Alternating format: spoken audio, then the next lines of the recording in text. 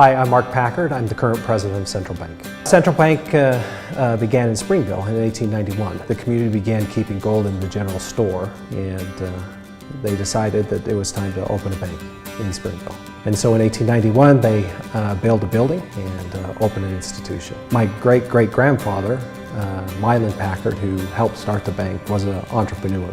And he had his hand in a lot of different things. In a narrow gauge railroad, he was a teamster that used to haul goods and services, banker, miner, developer. He did a lot of different things.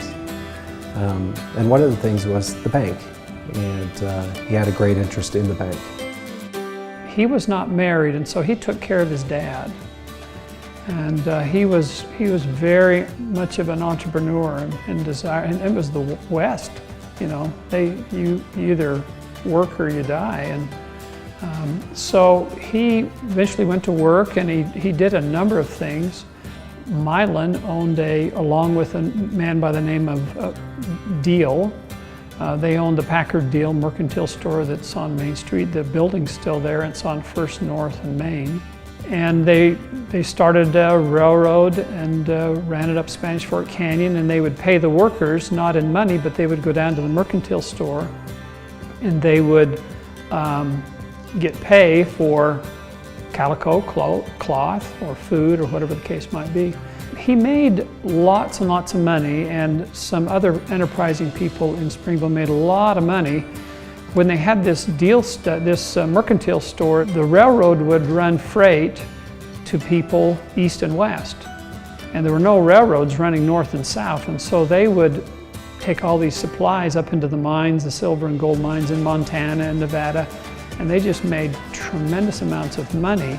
They finally, in 1891, decided that they were going to start a bank. And that's kind of the beginnings of the people that started the bank. And back in 1890, I think 1894, 95, if you look at the history of the United States, there was a huge banking crisis that went on, very deep economic problem that went on. And people all over the country were losing money, and there were just lots and lots and lots of banks. And so people who owned stock in the bank, who had bought stock in the bank a few years before, they were quite concerned about their ownership in the bank. And the value of the bank stock had gone down because of the challenges and problems that were out there. Well, Mylon went to all the original shareholders and said, if you want to be bought out, the shares are going to be devalued in value, but I'll buy you out at the original price of whatever it was you put in. I'll buy you out. And so a number of people sold the shares to him, and that's really one of the ways by which the Packards gained a significant ownership in the bank. Mylon Packard, he also had a great interest in mining, and he had a silver mine that he had with a partner. And in that silver mine, they hit a rich vein and were making a lot of money. And he decided to buy his partner out.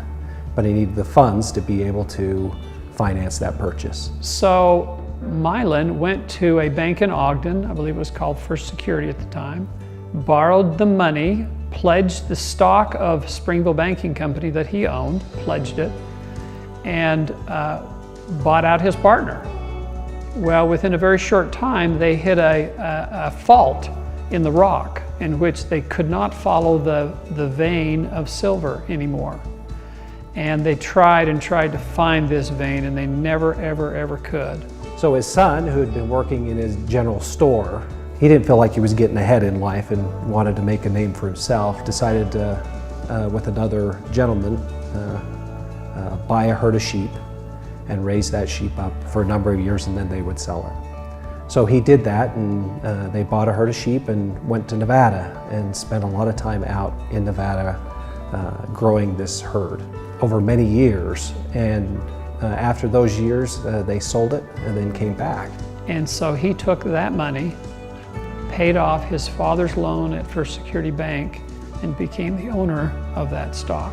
That's how that stock was transferred from that generation to that generation to pay off the mortgage. His father never went back to his partner and said, hey, you know, we just lost this vein, I want we need to renegotiate our deal. He just took the loss and moved forward and continued on with his other activities. His son's name was M.O. Packard, and he came back and he would work at the bank. Well, a few years later, one of the famous bank robberies was with supposedly Butch Cassidy's gang. Butch wasn't there, but it was part of his gang, a Maxwell, and then there was another gentleman there. And the story's told, as I remember it, was that there were two men and a woman, a mysterious woman, who came into Provo to rob a bank. And they cased Provo out trying to find the bank that they would like. And they never could feel very good about the banks in Provo. And they found a place that they thought was an easy mark in sleepy little Springville. So they walked in the bank and approached the teller, whose name was A.O. Packard.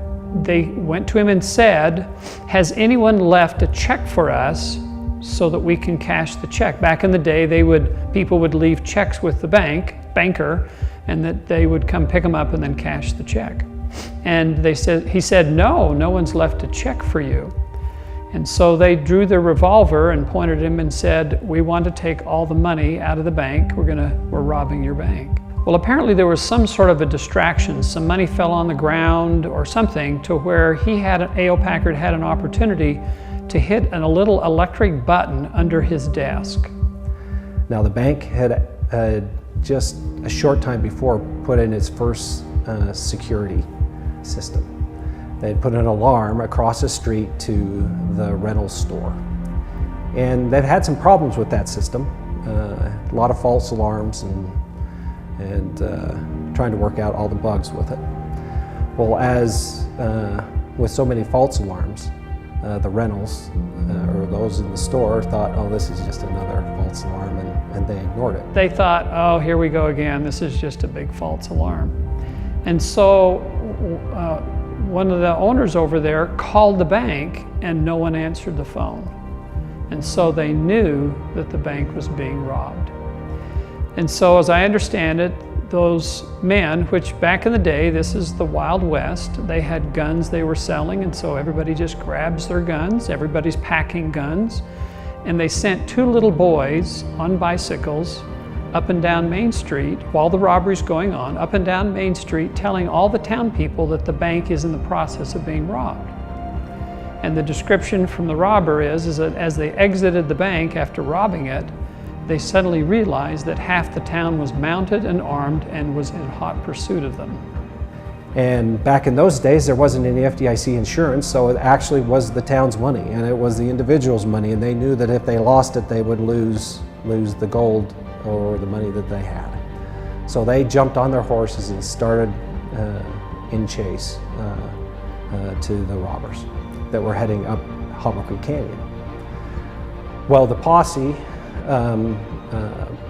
met them at the mouth of Hobble Creek Canyon, and the robbers jumped off their horses and ran into the scrub oak and started hiking the scrub oak that's up at the mouth of the canyon. So the two robbers got off, they went into the scrub oak, into the bush, and they covered themselves over with the leaves, hopefully that the posse would not be able to see them. Well, the posse knew that they were in this thicket of scrub oak.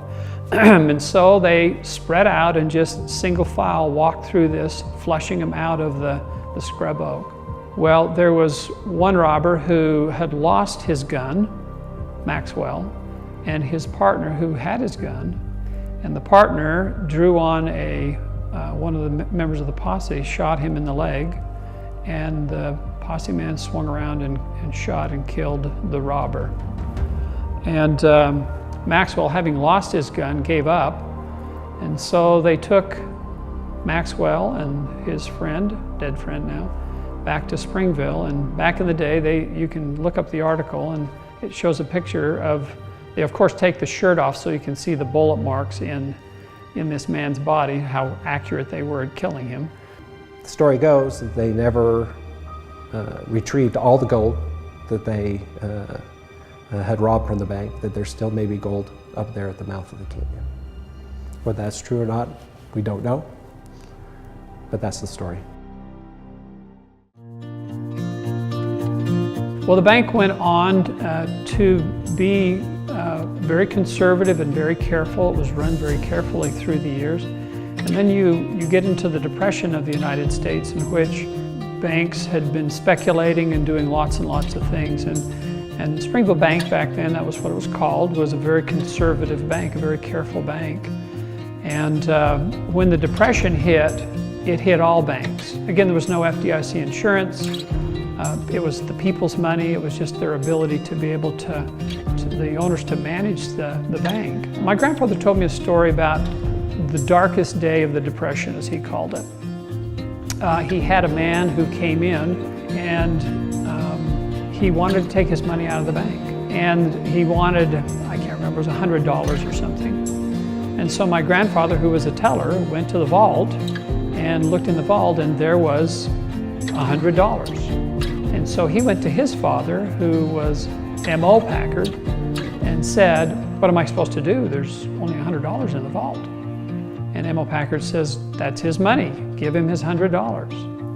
And so he gave him the money. My grandfather said that for 2 or 3 days they operated the bank with virtually no money. And after 2 or 3 days, this same man came back in and said, "I haven't slept for 3 nights.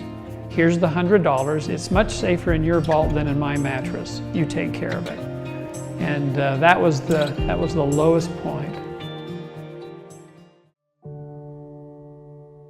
My dad and Blaine Hadley and my uncle Brent really created a strategy and a philosophy in the bank to remain independent and strong. The bank back in the early 70s was scheduled to be merged with Deseret Bank. My grandfather had planned on merging the bank with them at that time. My grandpa unexpectedly became sick, and the negotiations were well on the track, but he died suddenly. And my father, with all the responsibilities just fell on his shoulders, went to one of his favorite places, which is Strawberry. And he spent the weekend at Strawberry thinking and contemplating and actually praying about what should happen. The strong impression came to him that this wasn't what was supposed to happen. So he ran down to the ranger station, got on the phone with his brother and said, "That was my dad's deal, that's not our deal. We're gonna stay independent." And that was the beginnings of the feeling of independence in the bank. We want to do things right for people, to be able to take care of them and be able to do it the way that we want to do it and not have to do it the way that someone else tells us that we can do it. I remember my dad at every employee meeting would tell the employees at the end, be good to each other. That's an important philosophy, not only for the employees, but for us to carry on with our customers. Be good to each other. And as you're good to each other, good things happen. I think it's important that the employees continue to grow and develop themselves and to bring good ideas to the bank. We have a very loyal employee base. And it shows and it makes a difference because we're about relationships. One of the most important messages they understand is they're our number one asset. It's through them that we actually are able to serve our customers and our community. They help us accomplish the goals of the bank. They are why we can do what we do. My dad's philosophy was that he didn't want to work for anybody else. Our philosophy is that this is a stewardship for us to be able to take care of while we're here in the positions that we are. And then when our time is done, we pass it on. And those people that take these positions after us, it's their obligation and duty to do the best that they can and prepare it for the future.